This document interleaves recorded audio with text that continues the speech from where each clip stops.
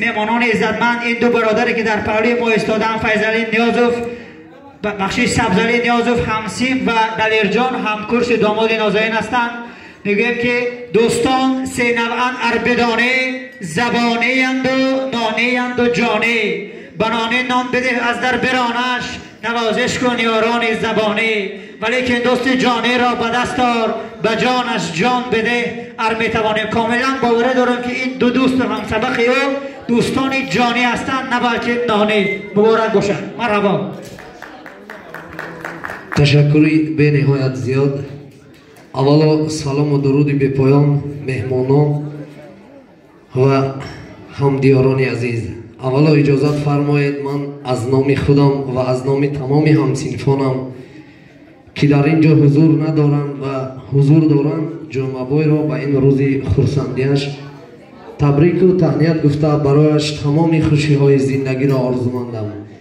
بگذار به مانند ارچه‌های وادی زرافشان، ارچه‌های موضع‌های دهه در فرزاد منج و دیگر موضع‌ها همه وقت سرش سبز و همه روزش همین روز باشد. برادری عزیز، دل داده بود در بر دلدار در این شب، دل داده بود در بر دلدار در این شب، پیوسته بود لذت دیدار در این شب.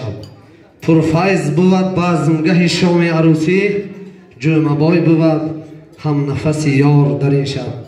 برای کلیم گفتنی هستیم: سبز میخواهم بهارت، سبز میخواهم سرت، سبز میخواهم بهارت، سبز میخواهم سرت، سبز بادا روزگارت، سبز بادا پیکرت، دوستانت در کنار و دشمنانت ببرار، سبز اندر سبز باشد هر کی باشد در برد.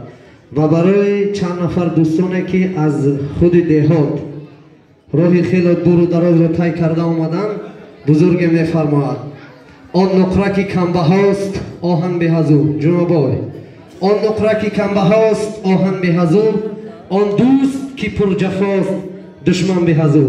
هر کس که نمک خورد و نمکدان بشکست، در مذهب خوبان جهان سگ بهزو.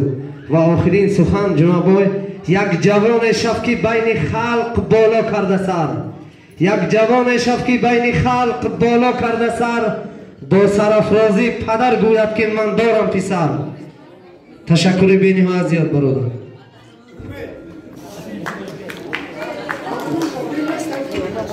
به نام خداوند بخشنده مهربان عرض سلام دارم از نام خود، از نام کلکتیو همکورسان، از نام مردم درد، از نام مردم خط زمین. مهمانان